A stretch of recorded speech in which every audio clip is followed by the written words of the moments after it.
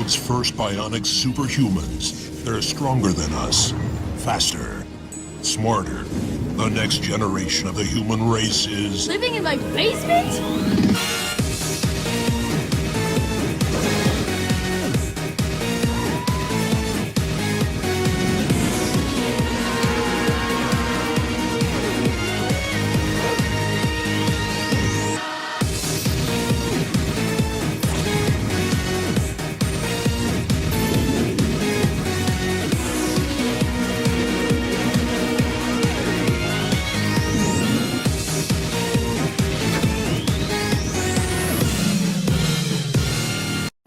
So, how's that for the 10th anniversary of not only me being in Daytona for my 18th birthday for the jet dryer incident as a Montoya fan at the time as a junior in high school, but also for the 10-year anniversary of, the premiere of the world's greatest show, Livin, La Vida, Lab Rats. We had quite the weekend this weekend, It's my Abuelo's birthday tomorrow, meaning he would have been 94 years old if he was alive today. And with all being said, it looked like that birthday magic came to fruition today. He was looking down on me, smiling from heaven, and was, getting assistance from Johnny Andretti, looking down on not only me, but also looking down on Eric Jones and smiling as he got 43 run so well. So I welcome you to the long haul weekend review, aka the NAPA Auto Parts 500 Winston Cup race reaction video. Wow, there's a lot to talk about. We had quite the weekend. It's like, I always ask, why can't we have more weekends like this? But here's the thing. Even if we did have more weekends like this, or even moments in general like this, we wouldn't appreciate it as much. So that's how to show you that sometimes the best moments don't happen very often, which makes you appreciate it every time it does happen. So first, we had a wild-ass Spurs game yesterday with my first game back on the TV, even though the Spurs were on the receiving end, and we had a crazy Busch Series race to go with it, that cut into the Spurs games time. And now today, we had like a wild-ass Winston Cup race. That's just what we're going to talk about today. Wow. I mean, first off, Kyle Busch, so many problems today for that man. I couldn't help but to think of the greatest Kyle Busch fan of all time, Dalton Good. I thought Kyle Busch's race was over, but somehow he managed to get all those laps back, considering that there was not too many cars one lap down, but there was lots of caution flags too, because there were lots of crashes. I called that shit. I said I wasn't going to be surprised if we got a Wreck 'em All Derby today, considering all the crashes that happened in practice and qualifying, and I was right. And somehow Kyle Busch battled adversity and battled back to get all of his laps back and have a good finish. But how about my man, Daniel Hemric? He had shifter problems in that car. His shifter went haywire. Went 7 laps down, he rallied back and got a 9th place finish. Makes me proud to be a Hemric fan, even though he's not even running all the races for colleague this year at Winston Cup. He hasn't...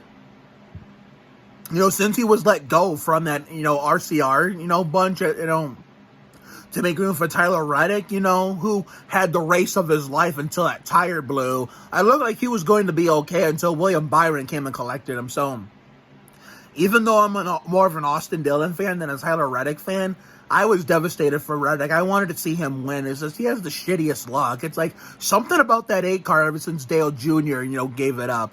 At first it was Hemric, considering that. Remember how well Hemric ran in the 2019 Cracker Barrel 500? And then all of a sudden he had problems towards the end. Looked like he was going to get a top 5.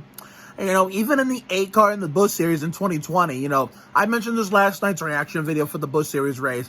When NASCAR had the COVID restart, Hemric had a rocket ship in that Charlotte race when they had no fans that Kyle Busch won. I always say if he had one more lap, he probably would have passed Kyle Busch and won that race too. Well, Reddick's going to get his day. It's only a matter of time. But, considering that, ever since Hemric was let go, he kind of had a career resurgence. Sure, the career resurgence started off rough as a continuation of, all this bad luck he was having even with the 21 RCR camp in the Busch Series. And then, of course, before he eventually broke through last year at the Busch Supermarket 200 to not only win his first ever NASCAR sanctioned race, considering he never won in the Craftsman Truck Series, but also win the championship. He's been on a hot streak, picking up where he left off. I mean, the shifter, I thought, for a split second, I thought his race was over. But then when I saw a Kyle Busch fan on Twitter say, I'm not even complaining, it's still early, and then it gave me faith.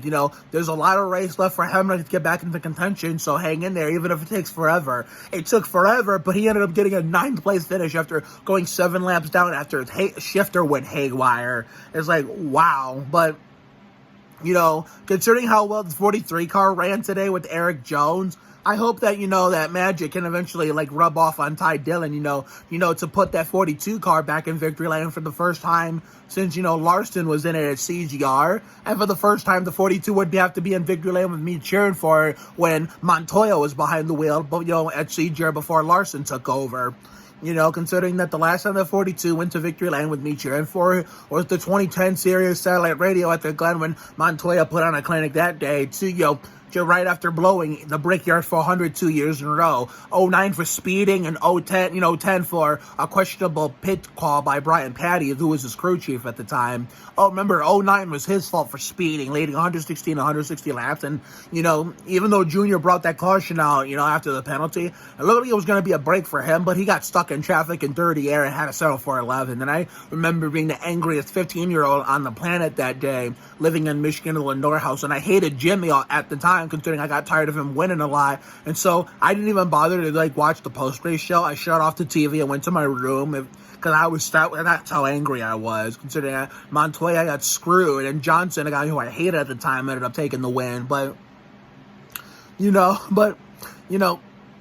I mean, Richard, either way, no matter if it's the 42 or the 43 these days for the Petties, Richard and Kyle have got to be ecstatic with how well Eric Jones ran today. And, when Tyler Reddick dropped out, it really gave the 43 a chance to pounce. But one of these days, the 43 and the 42 are going to win a race this year. It's only a matter of time. And, considering I'm not really obsessed with NASCAR anymore, now we're getting all these incredible races, NASCAR ditched the shitty 550 horsepower package to an even better package, even if nobody's heard of it, and we got a kick-ass race out of it.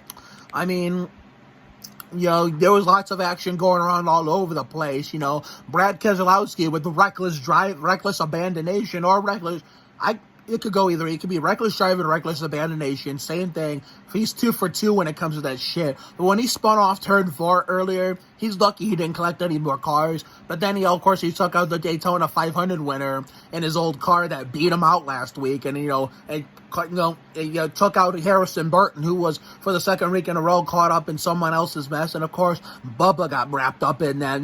Cue the rent-free Bubba haters on Facebook and all social media in general, because I know that wasn't a good time to send that tweet out, but at the same time, I just knew it was going to happen. I just know that's going to happen. Every time Bubba has a shortcoming on the fucking racetrack, it's always the boomers, the racists, the Bubba haters in general are going to come out in full force. They considering that, it sounded like they celebrated him getting injured or something. Or, they could see a picture of Bubba, just him not doing anything, and yet they could all they just get all angry and shit like he slept with their wife or something. You know what I mean?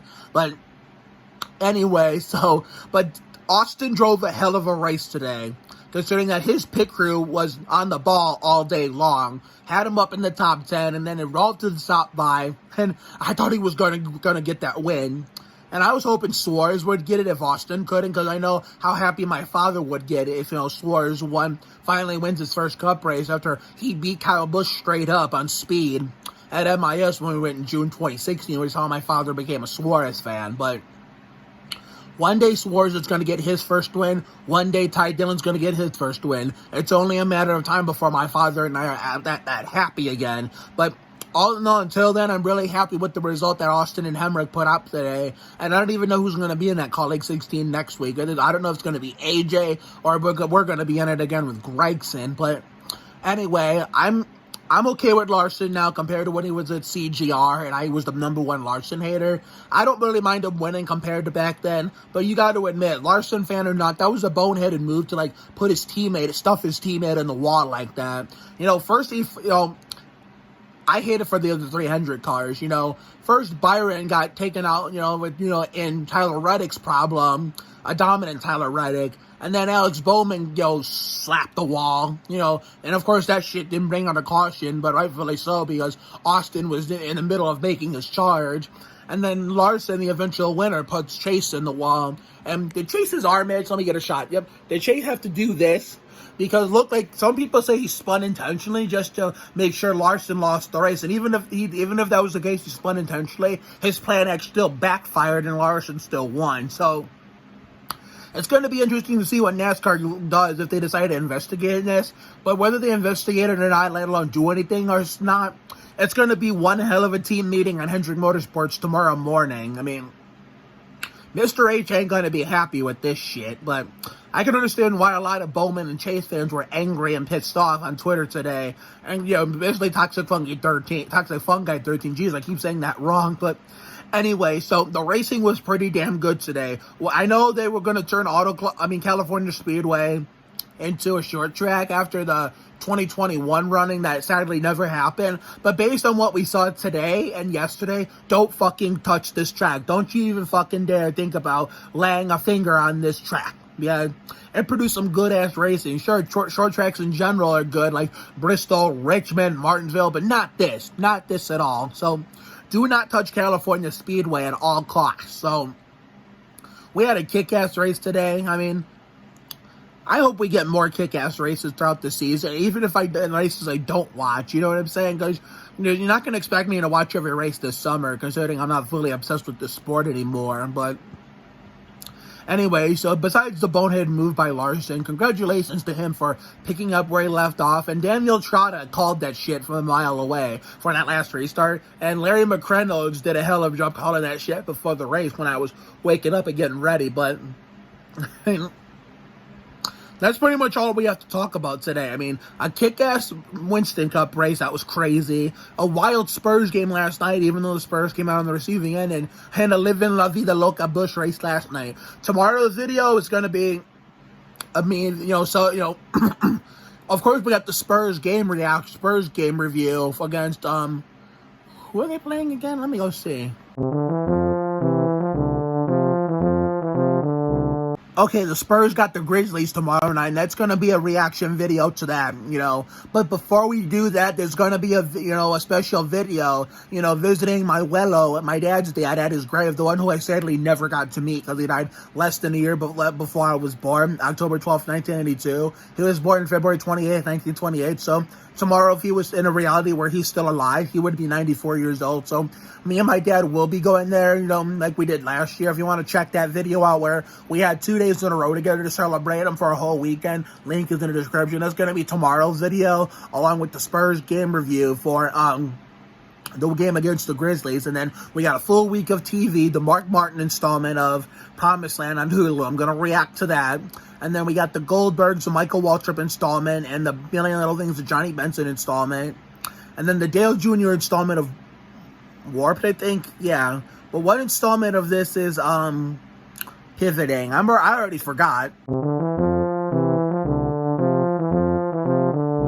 Okay, so of course, the usual, it'll be also after the Nickelodeon Thursday Night in America reaction video, will be the reaction video to the Bill Elliott installment of Pivoting on Fox. So we're going to have a busy week ahead of us, you know, in TV and in general. So I will see you all tomorrow for that next two videos. So have a good night tonight and a better day tomorrow. Life will give you a lot of lows, but when you hit a high, enjoy it. It ain't for the weak. Goddamn, be you. You have to try harder to do less. So take care, everyone. Good night. And once again, congratulations to Larson. Hell of a job by Austin and Daniel. Most important of all, happy 10 years to me of, you know, being at Daytona for my 18th birthday for the jet dryer incident. And happy 10th birthday to the greatest show of all time when it premiered, Livin La Vida Lab Rats. See you later, everyone.